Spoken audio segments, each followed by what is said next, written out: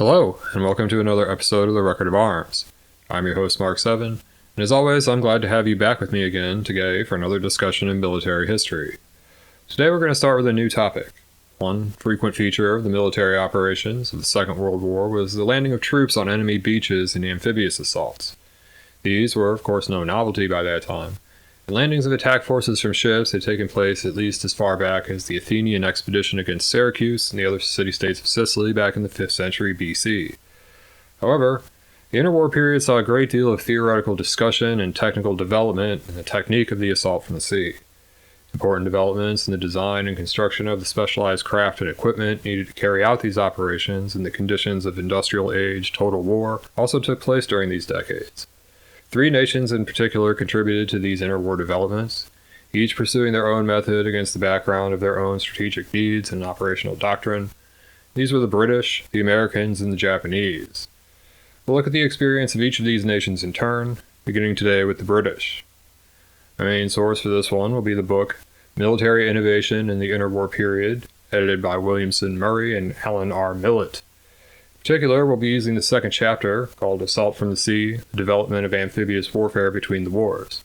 This was written by the aforementioned Alan R. Millett. I'll also be using a book called Combined Operations, the Official Story of the Commandos, written by Hilary St. George Saunders, published in 1943 by the British Combined Operations Command.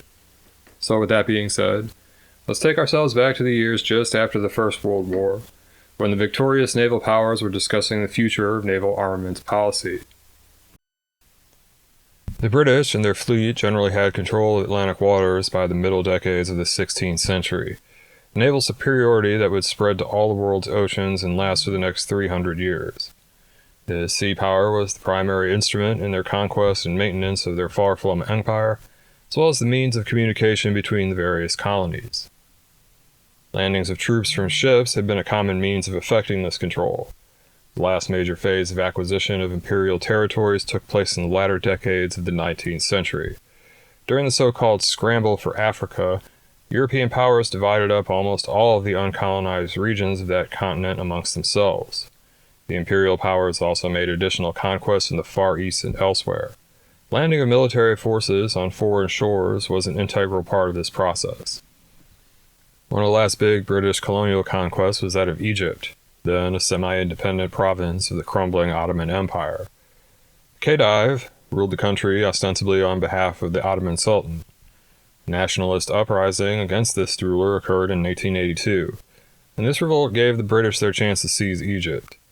The First Battle of the War started with a heavy bombardment of the city of Alexandria by ships of the Royal Navy, followed by a landing of Royal Marines who secured the battered and burning waterfront area of the town.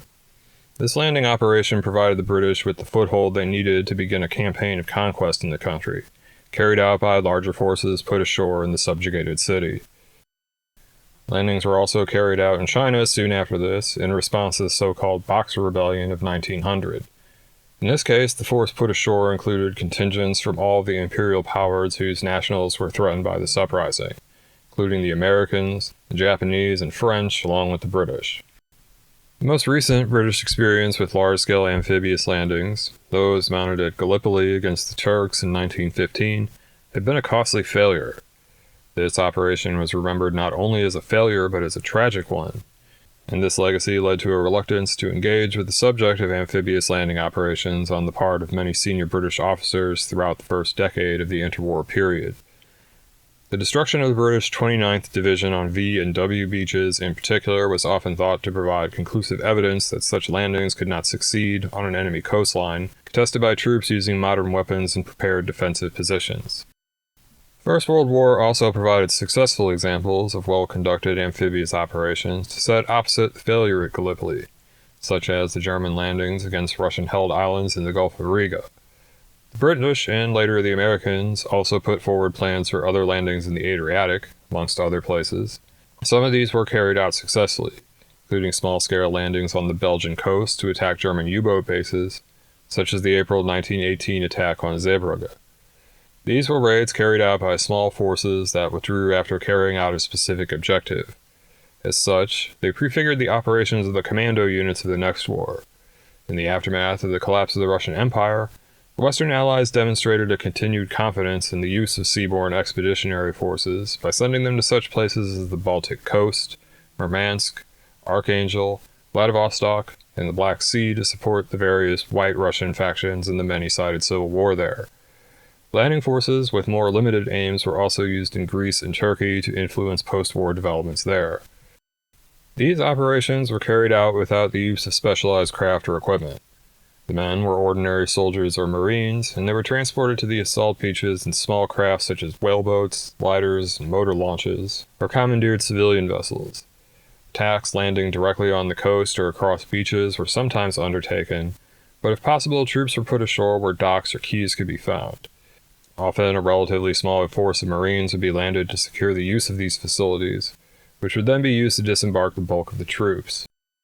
The restrictions imposed on the Royal Navy in the area of amphibious warfare by the very limited military budgets of most of the interwar period hindered the development of the technique of amphibious attack.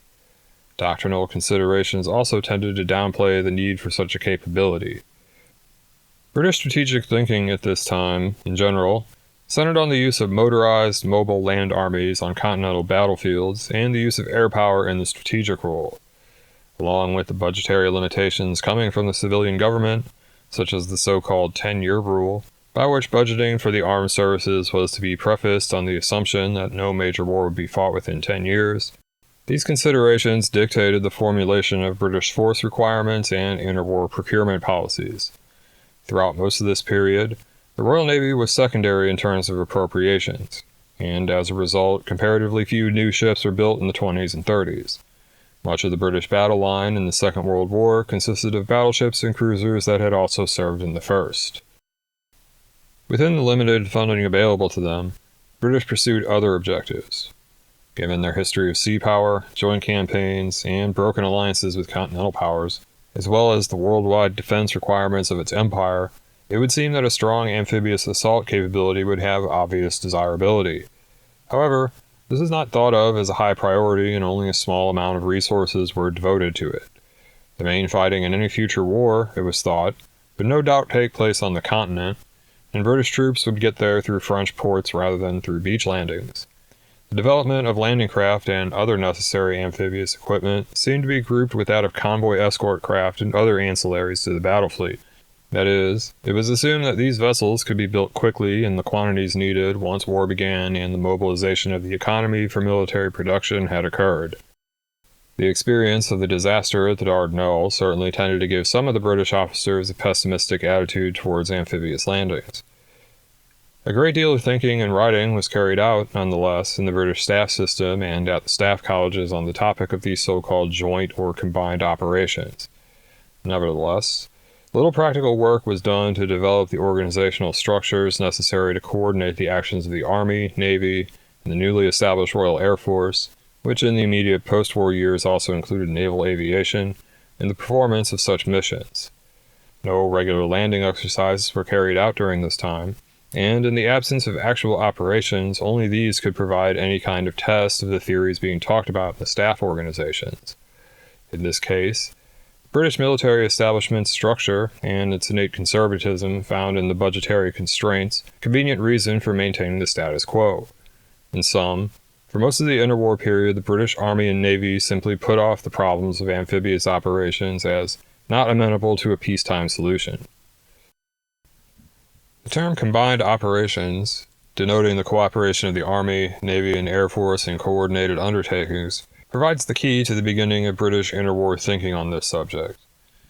In 1920, the first specific issue arose that concerned inter-service cooperation. This dealt with the defense of naval bases. In this year, the Board of the Admiralty ordered the naval staff to prepare a plan for a mobile organization to establish and defend forward naval bases, with a specific view to the conduct of air operations. This was to be carried out to address the possibility that in future war scenarios, fixed naval bases may be inadequate to strategic or operational requirements. The Mobile Base Organization Plan was the first formal indication of the Admiralty's interest in a less public debate about the conduct of combined operations. These discussions had been proceeding on and off since the preceding year. In October 1919, Special All-Services Commission met at the Army Staff College. This body consisted of 169 officers drawn from the staff colleges of all three services, and was tasked with the examination of problems relating to the defense of Singapore and Hong Kong, Britain's chief naval bases in the Far East.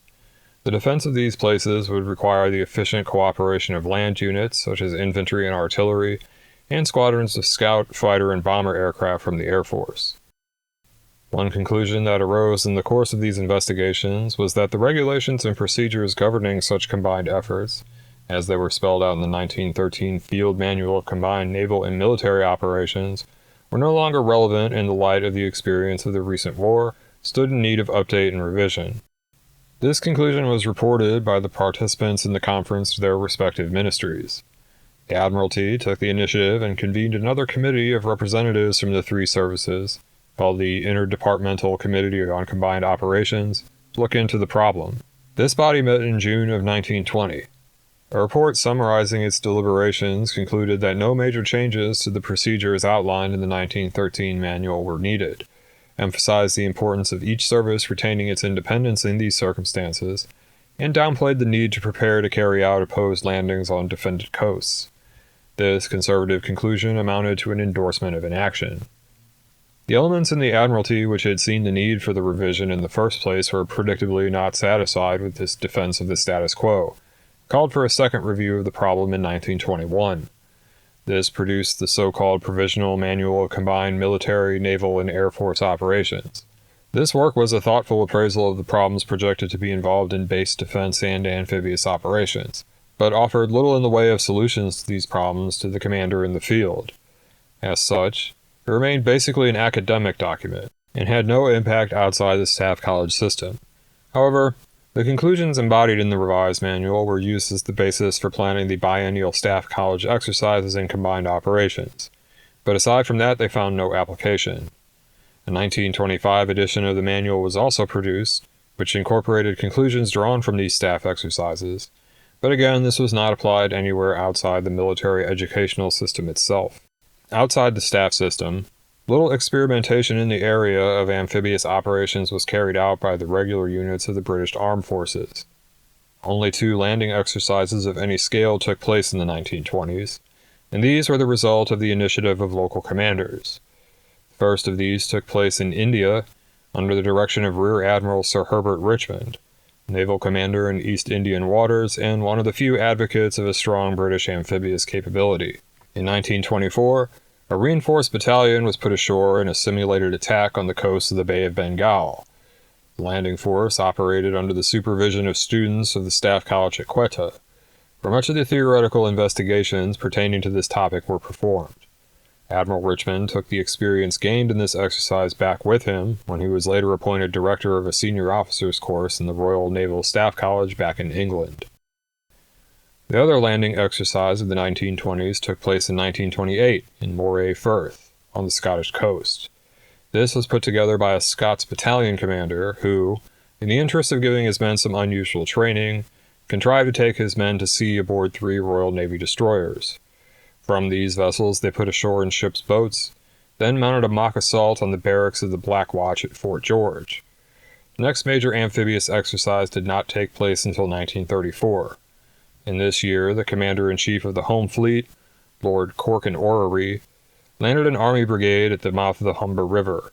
A force of 41 ships carried and escorted this landing force, which was opposed by another brigade group given a defensive role. Though this was a larger-scale exercise than the others, relatively little useful training was accomplished in this operation, except in the area of communications procedures, which was where the main emphasis was placed. The relative paucity of work done in amphibious warfare development in Britain during this period can partly be explained by the lack of an institutional exponent of the technique or a strong organization committed to this type of mission.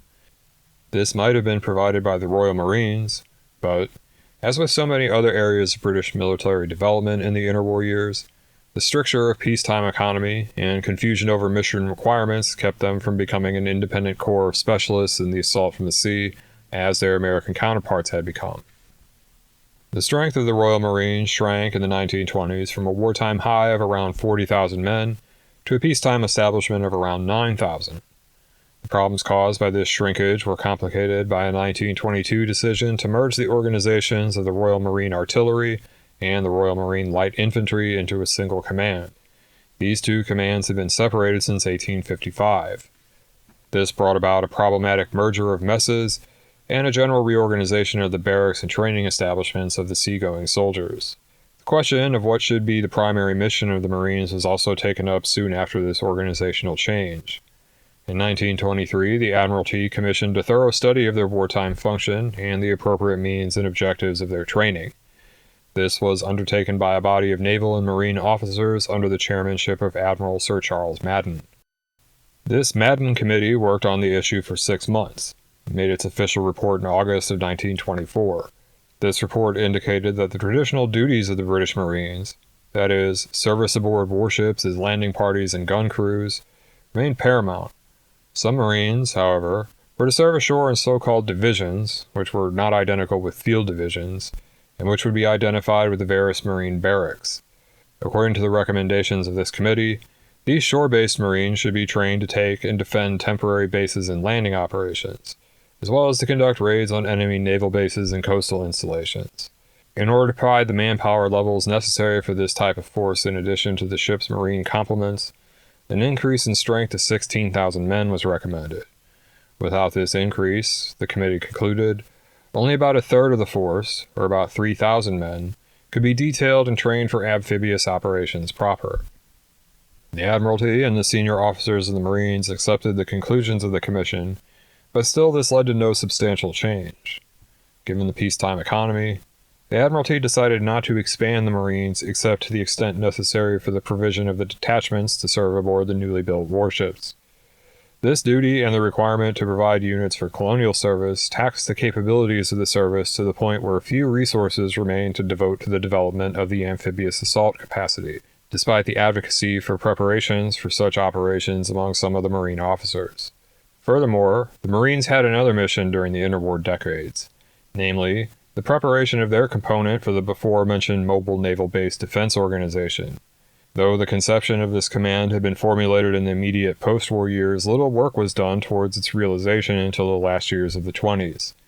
Unlike the amphibious assault mission, the base defense function utilized skills already developed by the Marines, specifically in the portion made up of elements of the former Royal Marine Artillery.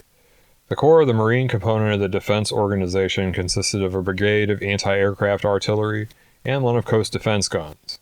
A battalion of Marine infantry was later included in the 7,000-man force. This infantry battalion was the only mobile ground component of the base defense organization.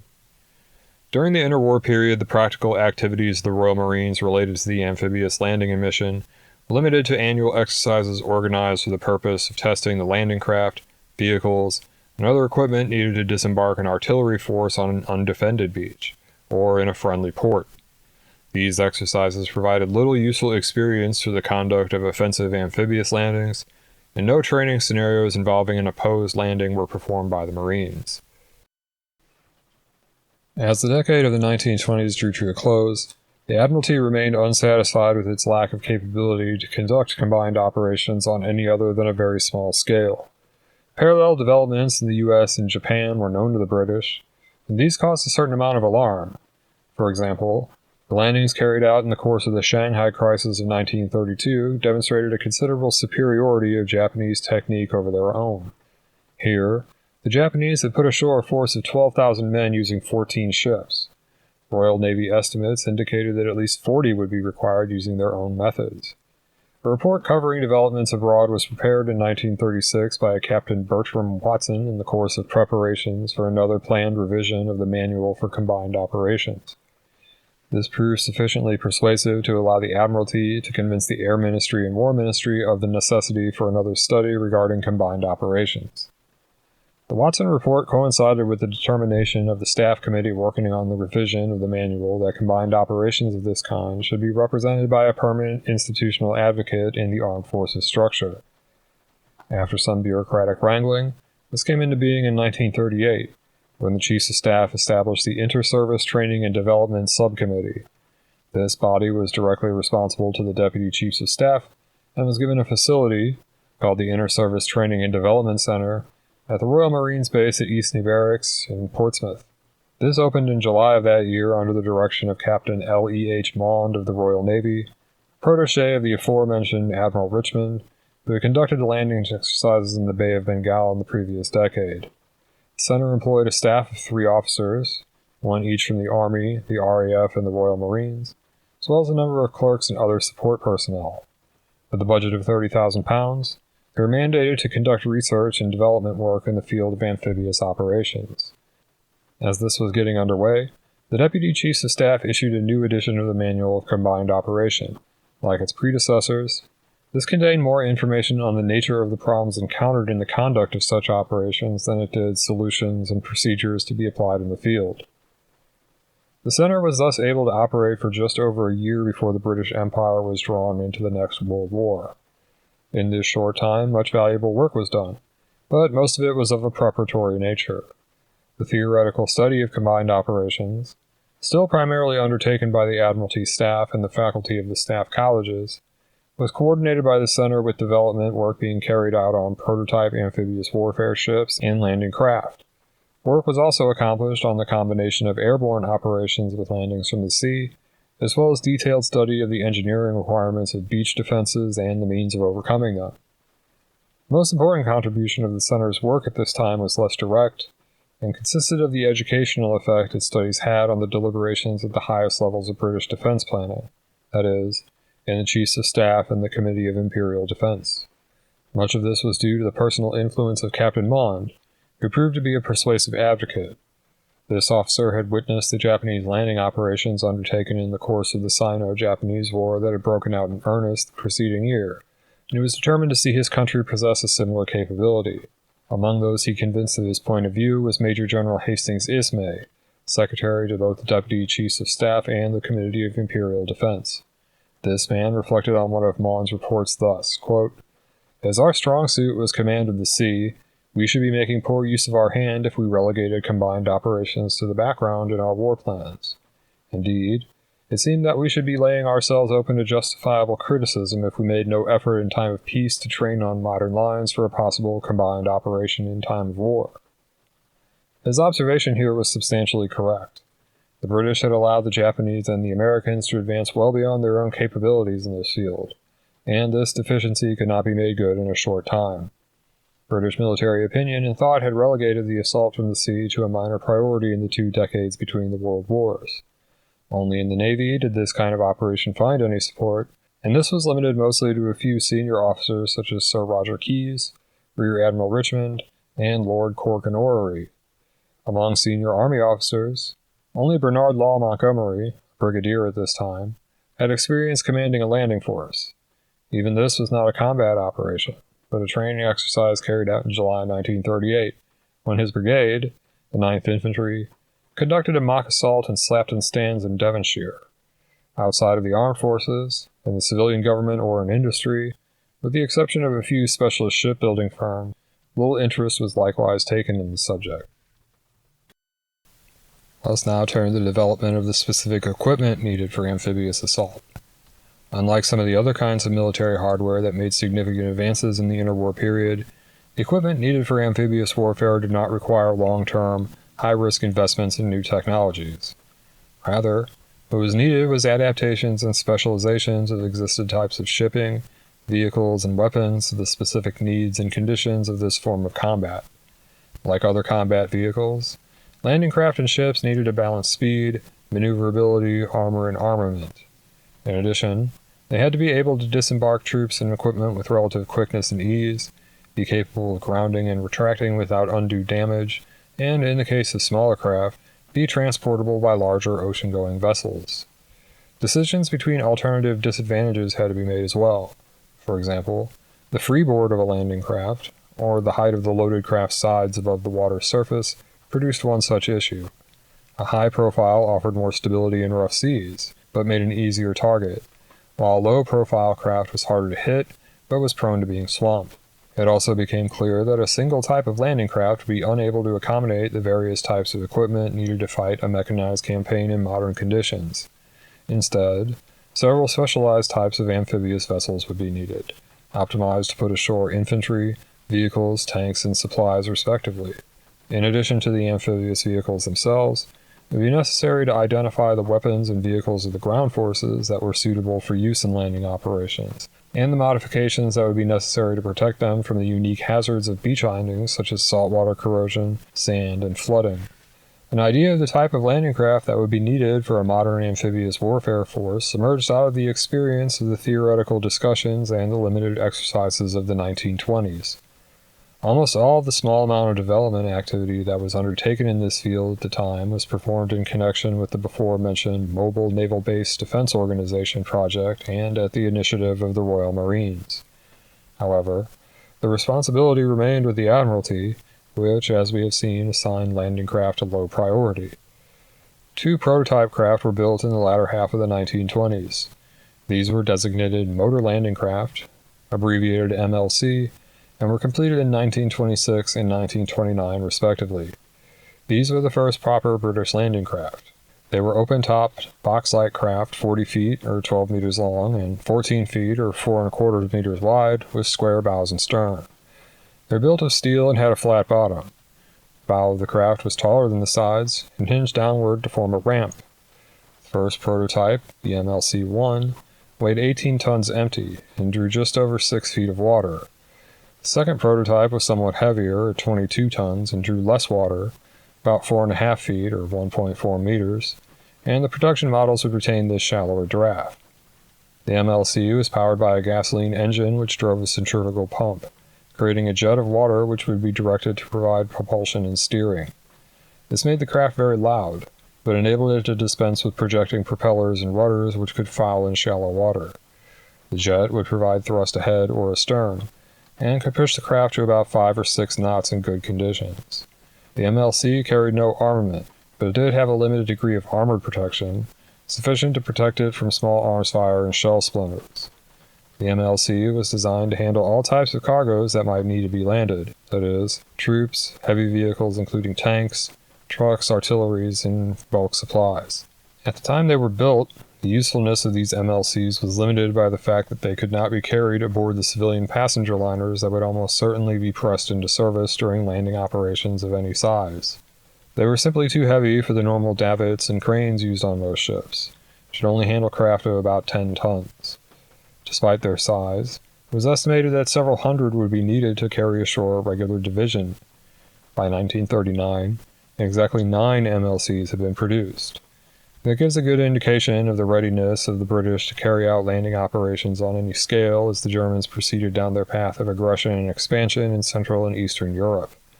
Of the 9 operational MLCs, only 6 were stationed in the UK itself, with the other 3 based at Valletta Harbor on Malta.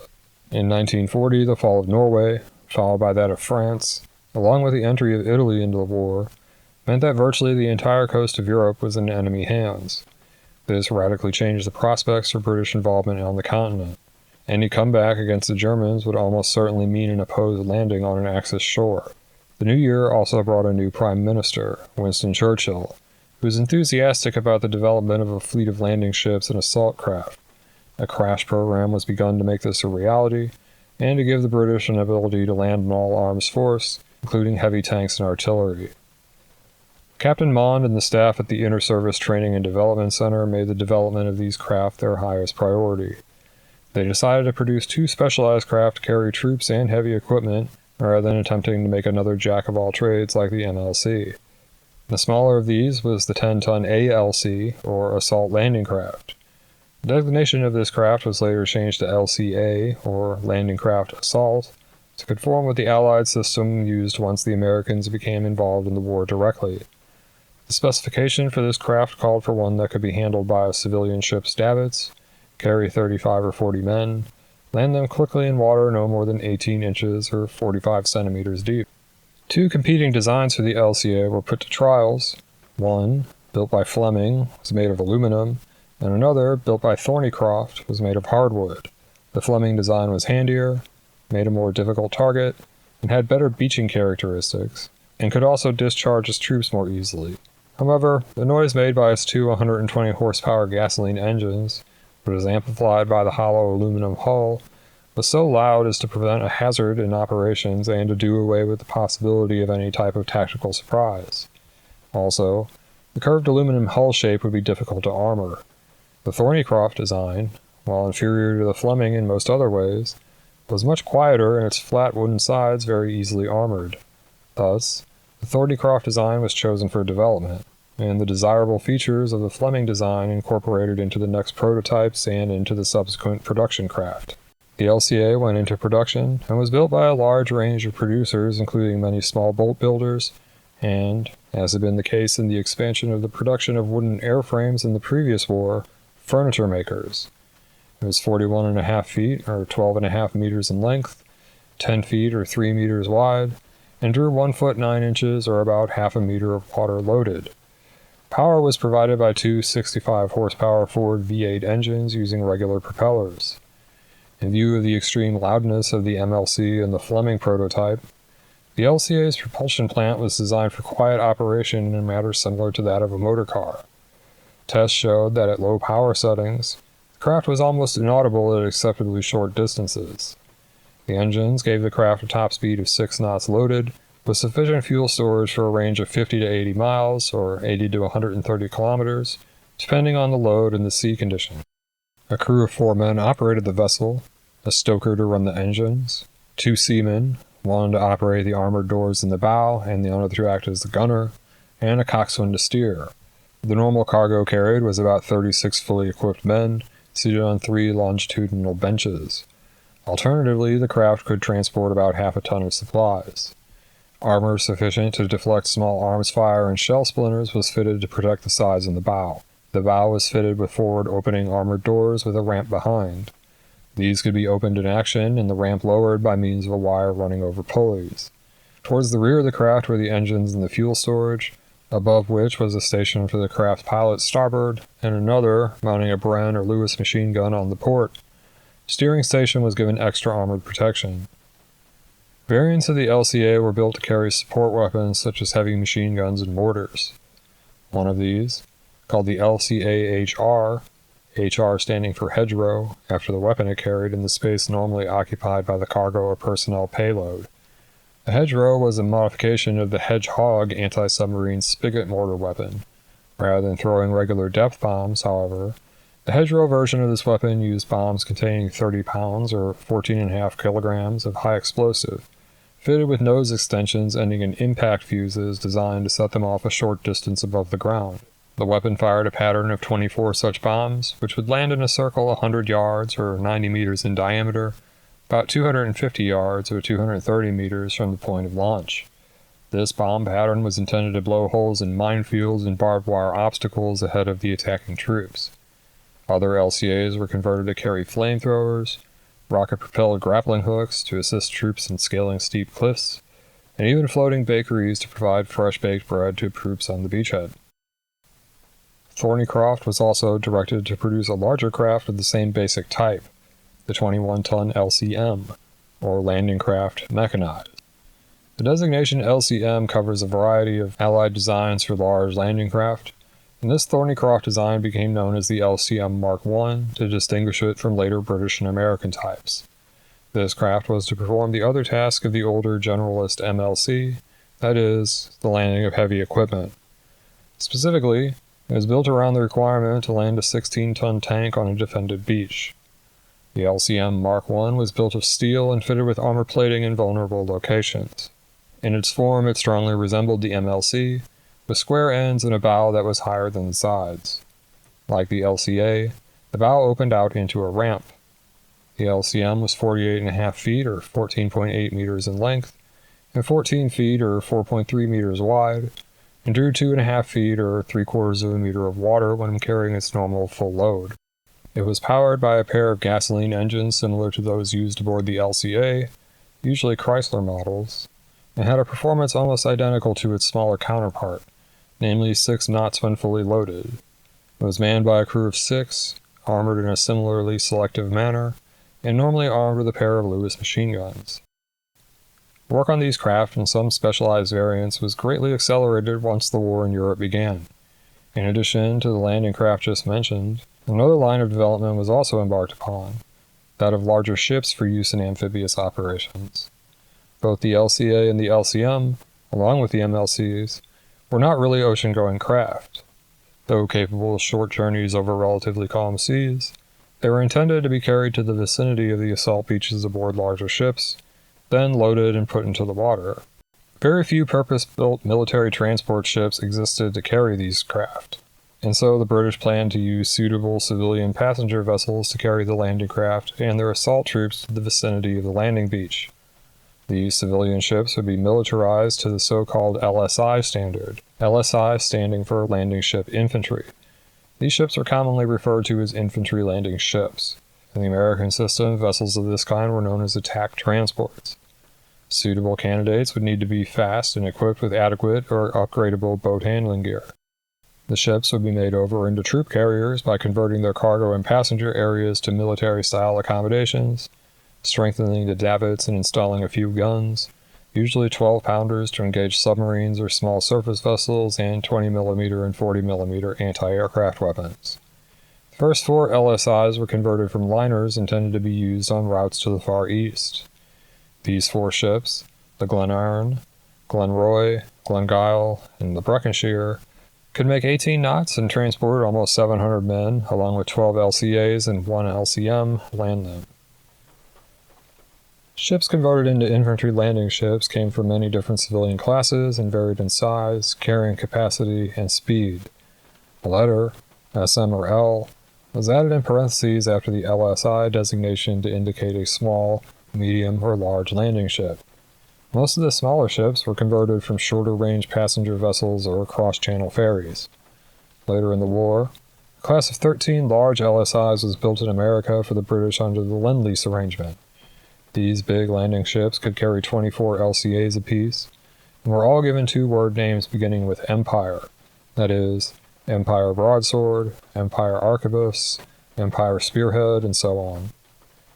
Work was also begun on craft that could travel under their own power from a friendly base and discharge their cargoes directly onto an enemy shore. These would be able to travel the whole way with their attack payloads embarked, eliminating the need to transfer equipment and lower craft into the sea while off of a probably hazardous enemy coast. This included the development of full-size ships that could be driven ashore, discharge their cargoes directly onto the beach, and retract under their own power or with the use of kedge anchors. This development effort led to the creation of one of the most important weapons in the Allied wartime arsenal, and one which was instrumental in their eventual victory in all maritime theaters. This was the LST, or Landing Ship Tank. These ships were built with a flat keel, which would allow them to remain upright while grounded. The weight of the ship's machinery, fuel, and crew accommodations was situated in the after section, enabling them to more easily pull themselves off from sloping or shelving beaches once grounded and unloaded. The front end carried the assault cargo. This could be vehicles, troops, guns, or supplies. The bows of the LST opened to extend ramps from the cargo deck to the beach, enabling vehicles, including heavy tanks and trucks loaded with munitions, to drive directly off the ship. The first LSTs were converted from 3 4,000-ton vessels being built to serve as oil tankers on Lake Maracaibo in Venezuela. This body of water was obstructed by many sand and gravel bars, and these ships were built with a very shallow draft to enable them to operate safely there. These were converted to landing ships by giving them bow doors and a ramp, and entered Her Majesty's services as the Maracaibo-type LST. The Maracaibos were 380 feet, or 116 meters long, with a 64 feet, or 19.5 meter beam, powered by 2 reciprocating steam engines developing 3,000 shaft horsepower. The normal crew consisted of 98 men. They were capable of hauling about 20 tanks or 30 trucks, or more than 200 infantrymen. Like the LSIs, they carried a few guns for anti-aircraft protection, as well as a pair of mortars for throwing smoke munitions to lay down a protective screen. These early LSTs were used in the torch landings. They would be the predecessors of 2 further classes of purpose-built LSTs. The most common, the LST Mark II, was slightly smaller than the Maracaibo type, powered by diesels instead of steam engines, and capable of operating landing craft as well as discharging its cargo directly onto the beach. These ships had 2 cargo decks, a main deck situated above a tank deck, from which the vehicles could be driven off the ship. An elevator was installed to transfer cargo between the two. Later LSTs replaced the elevator with another hinged ramp that allowed the vehicles to drive from the main deck down to the tank deck and from there off the ship via a bow ramp. More than 1,000 LST Mark IIs would be built, most of them in the United States. Late in the war, a Mark III LST was built specifically for the British. This one was slightly larger and faster than the Mark II, but substantially the same ship. Some 80 Mark IIIs were produced. A few LSTs were converted into so-called command ships, with additional accommodation for staff, communications gear, and a somewhat heavier anti-aircraft armament. These command ships also carried facilities such as refrigerated storage, freshwater storage and distillation plant, and bakeries and kitchens to supply the needs of the landing forces. In addition to landing craft and ships, the British developed a great deal of auxiliary equipment for use in landing operations of the kind that would be necessary for any kind of comeback on the European continent. This included a wide range of specialist items made to facilitate operations on a sand or gravel beach, or to overcome likely beach defenses. One example of this is the metal netting, which was made to be laid down on the sand and create paths over which vehicles with high ground pressure could be driven without bogging down. Variants of this steel mesh were also used to rapidly create and repair runways in forward positions, helping close air support units and defensive fighters to more easily provide air cover to advancing troops, or to allow newly established air bases to operate planes while more permanent facilities were laid down. The wire-breaching weapon known as the Bangalore Torpedo, a long tube filled with explosive designed to open holes in thick barbed wire entanglements, was also adapted to the conditions of beach assault. Mention can also be made of the so-called funnies, which are specialist vehicles built on a tank chassis meant to be driven off of LCMs or LSTs, to perform specific tasks on a defended beach. These conversions included heavily armored bulldozer tanks, and mine-clearing varieties equipped with a whirling array of heavy chains used to beat the ground in front of the tank, setting off buried mines harmlessly and creating safe lanes for advance. Most of this equipment, however, was not present at the outbreak of the war. It would not begin to appear until the later months of 1942. The craft that the British created were well suited to the tasks for which they were designed. However, the late start of this program and the lack of any pre-war fleet of this kind meant that operations on any scale were not possible until mid-1942. The lack of pre-war development also meant that the many auxiliary and support vessels needed to sustain a modern fleet in action far from its bases, often called a fleet train, were lacking. Thus, the amphibious fleet created by the British was short-legged and had a limited staying power far from its bases. It was also vulnerable to air attack. These limitations were inconsequential to the purpose for which they had been designed, namely to carry out an eventual amphibious offensive under conditions where land-based air power could be used to shield the operation, most likely somewhere in northern Europe. In the first part of the war, then, and especially after the fall of France, the British were able to mount seaborne attacks only on a very modest scale. Landings of Allied troops were carried out in Norway before the German conquest of that country. These were of limited size and depended on the use of Norwegian harbors. Amphibious capability remained a low priority into the period of the so-called Phony War, so it seemed certain that the critical battle would be fought in France, and that the British troops could reach the battlefield after disembarking in French ports. The fall of France changed this situation and greatly increased the priority of the development of amphibious capability. This effort did not really begin until after it had become necessary, and so a period of very low capability followed the evacuation of the BEF at Dunkirk. Not only were some of the few landing craft produced lost in the operation to bring off the Allied evacuees, but the Army organization itself was shattered and had lost most of its heavy equipment. Thus, in mid-1940, the British had neither the land forces needed to mount a landing on the European coast, nor the ships to put them ashore. This situation would remain essentially unchanged until after the torch landings in Vichy, North Africa, late in 1942. A degree of pressure was maintained on the enemy coast by another form of amphibious attack during this time. These were small-scale raiding actions mounted against coastal targets, often carried out by units of a few dozen to a few hundred men. This kind of maritime guerrilla warfare was no new use of British sea power. Such raids were a prominent part of British military history. One can think of Drake's terrorization of the West Indies and the burning of the Spanish fleet in the harbor at Cadiz in the 16th century, or the seizure of Gibraltar, Quebec, and Cape Town in the 18th. Volunteers to carry out raids involving demolition and sabotage on enemy coasts were recruited from all regiments of the British Army in preparation for the Norwegian campaign. These were formed into so-called independent companies and given specialized training under selected officers. They were trained to perform raiding actions either independently of the operations of the ground army or as part of a larger operation in conjunction with the regular army units. The swift course of events in Norway meant that little raiding was carried out by the independent companies involved there, who spent most of their time performing more regular tactical roles as part of the ground battle. After the end of the fighting there, the independent companies received training from the officers of the Royal Marines, the operations of which they were intended to supplement. The independent companies, unlike the Marines, were not depleted by the need to provide detachments for the rapidly expanding Royal Navy. They were based on dedicated ships of their own, which carried complete units and functioned as mobile bases, allowing the companies to rapidly be deployed where and when their capabilities were desired. This mission changed with the fall of France and the coming of Churchill to the head of the British government. To anyone familiar with the new Prime Minister's predilections in the sphere of military operations, his enthusiasm for this kind of raiding force should come as no surprise. The independent companies were given further close training from naval officers after June 1940, and developed an advanced capacity to work in conjunction with the naval units.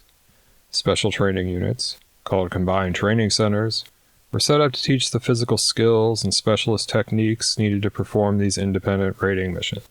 The independent companies were renamed Commandos after the formidable guerrilla units fielded by the Afrikaners in the Boer War fought at the turn of the 20th century. Commando units were extensively trained and superbly physically conditioned. They carried out missions of sabotage and demolition, or the capture of prisoners for intelligence purposes. Though they sometimes came ashore in ships' boats, motor launches, or regular landing craft, less conventional methods, such as landing in inflatable dinghies after being transported to the vicinity of the target by submarine, were also employed depending on the demands of the specific operation.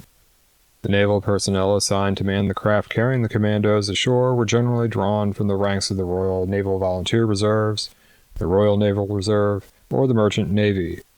These men were often civilian mariners or yachtsmen, enlisted for the duration of the hostilities only, and chosen for this mission because of their knowledge of the enemy coast.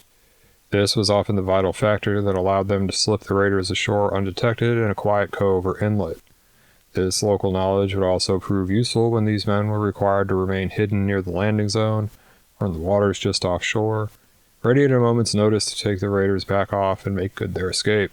The commandos themselves were armed with small arms only, usually submachine guns and some regular machine guns, grenades, perhaps some mortars in addition to demolition charges. They sought to achieve their missions by speed and stealth, or by suddenly striking enemy assets which could not rapidly be reinforced. Typically, a commando would put ashore, secure a target area, destroy a series of objectives, and withdraw to lay up in hiding, waiting for extraction by sea. Airborne troops could also be used as part of these raiding operations, where the men were dropped in by parachute or landed in gliders. Royal Air Force planes transported the men and sometimes provided escort fighters. Air support was provided to commando operations in a variety of ways, either in the form of direct close air support sorties, defensive air cover for transport ships and landing craft, diversionary raids against distant targets, or strikes against enemy counterattack forces. In the case of many commando raids, aircraft were sent to overfly enemy positions during the approach of the commandos to shore, to provide a distraction for beach defenders and to drown out the noise of the landing craft's engines. The Commandos struck at the Axis from the Arctic Circle to the Mediterranean and beyond in the course of the first 2 years of the war. We will conclude this episode with a brief look at two representative operations of this force at opposite ends of their geographical range in the European theater. First, we'll examine a comparatively large-scale raiding operation on the island of Lofoten, the North Norwegian coast. This lay above the Arctic Circle, about 900 miles or 1,400 kilometers off the British coast. This was officially known as Operation Claymore. It's the first large-scale commando raid. The targets were factories in 4 small coastal towns producing fish oil, which was used as a raw material by German industry to produce explosives. Commandos were also directed to engage the small German garrison there to obtain prisoners, and to capture members of the Norwegian Quisling Party, which was collaborating with the Nazis in the occupation of the country. At this time, early 1941, the organization was more than 2,000 strong, organized into 12 commandos, and under the direction of the combined operation headquarters under Admiral Roger Keyes, a veteran of both the Gallipoli campaign and the Zeebrugge raid in the previous World War. The raid was to be transported to the island aboard two newly converted infantry landing ships, the ex-Dutch liners Princess Beatrix and Queen Emma, escorted by 5 ships of the 6th Destroyer Flotilla, the Tartar, the Eskimo, the Bedouin, Somali, and the Legion. These ships carried 500 men of No. 3 and No. 4 Commandos, a detachment of the Royal Engineers, and 52 men from the Norwegian 1st Independent Company, part of the Free Norwegian forces serving in the UK. The raiding force began assembling at the Royal Navy base at Scapa Flow in the last week of February 1941. This process took from the 21st till the end of the month, the raiding fleet departing for the target area just after midnight on March 1st. In the meantime, plans and exercises were carried out, including contingency plans for the possibility that the naval units would be required to depart the area in the face of unforeseen threats from enemy air or naval forces. This possibility meant that the men went ashore with provisions sufficient to allow themselves to survive on their own for at least 2 days. After following a course plotted to keep them outside the range of German scout planes, the ships arrived off Lofoten in the pre-dawn darkness of March 4th. Various contingents approached their target harbors, and timed their approach to go ashore simultaneously as the first light began to appear on the horizon. The escorting destroyers were unable to follow the landing craft on their approach run due to the shallowness of the water, and remained a short distance offshore with the LSIs. The landing was effected with total surprise, and all the men were ashore by 0650 hours, without a shot being fired at them. German patrol vessel, the armed trawler Krebs, did fire on the escorts, loosing off a few shots at the destroyer Somali, before being blasted in return and reduced to a sinking condition. Another of the destroyers, Bedouin, sank the Myra, a Norwegian passenger vessel which blundered into the battle zone unawares. 8 other merchant vessels were sunk by the raiding force in the course of the action, with some combined 18,000 tons of displacement. Ashore, the raiding parties met no resistance. A total of 16 fish oil processing facilities were demolished. More than 750,000 gallons of processed oil were set ablaze. More than 200 prisoners were taken, most of them merchant sailors from the destroyed ships. A little over 6 hours after the men landed, the raid was over, and by 1300 hours the landing ships had re-embarked their men, the prisoners, and about 300 Norwegians and set off to return to the British Isles. These last were volunteers for the Free Norwegian forces operating under the government in exile in Britain. No doubt some of them motivated in this decision by the loss of their livelihoods as a result of the destruction of the ships and the fish oil plants, as well as the likelihood of German reprisals against locals suspected of Allied sympathies. The results of this raid were somewhat greater than they appear on the surface. The temporary loss of fish oil from the Lofoten plants was hardly a death blow to the German war economy. In fact, it was probably negligible. The threat of such descents upon the long Norwegian coastline compelled the Germans to keep a much larger garrison there than they would otherwise have stationed in the country. Claymore was the first of a dozen such raids that would be launched against Norwegian targets. The Germans would eventually station more than 300,000 men in the country to defend it, men who were sorely needed elsewhere. A more immediate and tangible benefit came from the sinking of the trawler Krebs. The British boarded the stricken vessel and captured codebooks and key parts of an Enigma machine, a type of analog computer that was used to encrypt German radio traffic. Though the machine itself was thrown overboard by the trawler's commander, enough was taken to enable the British to read German naval signals for a few months, enabling them to route convoy traffic so as to avoid U-boat attacks and likely preventing some ships from being sunk. These benefits must be placed on the opposite side of the balance from the harm caused to the local Norwegian population, some of whom were killed or wounded aboard the destroyed ships, many of whom were rendered jobless or subject to the retaliation of the Germans and their Quisling allies, or both. As we had mentioned before, commando operations were often conducted, like the Lofoten raid, as independent attacks designed to harm the enemy and keep them off balance in otherwise quiet sectors. However, They could also be intended to cooperate with regular ground forces as part of a larger campaign. Such an operation was carried out in mid-1941 in the course of the occupation of Syria. This territory, which had been a French mandate before the war and now fell under the control of the Axis-aligned Vichy government, was invaded and occupied by Allied forces that summer. This was not an uncontested takeover, however, and the French resisted the invaders, most of whom were Australians. After a rapid initial advance, the Australians reached the point where the Litani River flows into the sea. Here, units of the French colonial army, including the 22nd Tirailleurs from Algeria, a very tough unit, opposed their further advance. The only feasible crossing of the river was a bridge built at a place called Kafrbada. French had established themselves in a strongly fortified position here, built around a central redoubt, and the Australians were unable to force a crossing. Number 11 Commando, which had fought along with 3 others in the doomed resistance to the German onslaught against the Greeks, had been pulled back to the island of Cyprus after the collapse of the British position on Crete. It was decided to send them ashore in a surprise move to seize the French position of the Litani crossings, and allow the Australians to continue their advance. The attack was planned to be made late on the night of the 7th of June. In this operation, the Commandos were to land, and then conduct a conventional assault on the Vichy positions supporting the redoubt on the river, which had the Australians held up. The assault force arrived off the mouth of the river that night, consisting of an infantry landing ship along with the destroyers HMS Ilex and HMS Hotspur.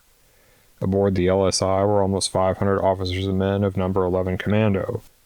Confusion over the exact place to land the troops delayed the moment of assault until just before dawn. The landing craft were lowered and organized into 3 sections, all of which were to be landed on the north side of the river, intelligence having been received that the bridge at Kafrbada had been demolished by the French. 2 of the groups were in fact landed on the north side of the river mouth, but the third, by mistake, was put ashore on the south. The 2 groups to the north landed at dawn, the rising sun in front of them and the moon setting behind. Surprise was achieved. The Commandos here quickly captured the local barracks as well as a number of howitzers and field guns, cut off the approaches to the area to prevent reinforcements from intervening in the battle. French prisoners were taken as well, eventually heavily outnumbering their captives. As the morning went on, the French recovered from their initial surprise and counterattacked the Commandos on the north bank, putting them under heavy pressure, complicated by the presence of the many prisoners. Meanwhile, those which had been landed on the south bank pressed towards the river against heavy French fire, crossed it using a single rowboat obtained from the Australians in the vicinity. This boat had made multiple trips across the stream under fire, slowly bringing the Commandos across. By midday they had all made it, and together with the other elements of the Commando on the north, launched an assault on the French positions controlling the river. The central redoubt was taken by 1300 hours. This cleared the way for the continued advance of the Allied forces and the eventual occupation of the rest of French Syria. The cost to Number 11 Commando had been high. A total of 123 officers and men became casualties in the morning's fighting, representing about a quarter of its total strength. And that is where I think I will end this episode. Hope you found some of what I had to say here interesting or useful. I find the development of doctrine and equipment in the interwar years extremely interesting, and I hope that I've been able to communicate some of what I find of value in the study of this kind of thing to you today. Next time we look at the development of the technique of the attack from the sea, we'll examine what the Japanese were doing in this field during the interwar period. In the next episode, though, I'm going to start on yet another new topic. The multi-part series I have done on the SBD Dauntless and the Bf-110 aircraft seem to have been well received, so I'm going to begin a similar examination of another warplane. This was suggested by a viewer on YouTube, and I thought it was a great idea. So I'll be looking at the career of the Brewster F-2A Buffalo, American carrier fighter of the late interwar period that saw service in the early part of the war with the Navy and the Marines, as well as with a number of foreign operators. This aircraft has gained something of an evil reputation in the common historiography of the Second World War, so an examination of the full context of its development and service may serve to overturn some uncharitable assessments of its value as a combat aircraft. We'll begin by looking at the Buffalo and its stablemates in the generation of aircraft equipping the squadrons of the U.S. Carrier Air Wings just before those that are familiar to students of the Pacific War. So I hope you'll join me for that. Until then, I remain Mark 7, wishing you all the best.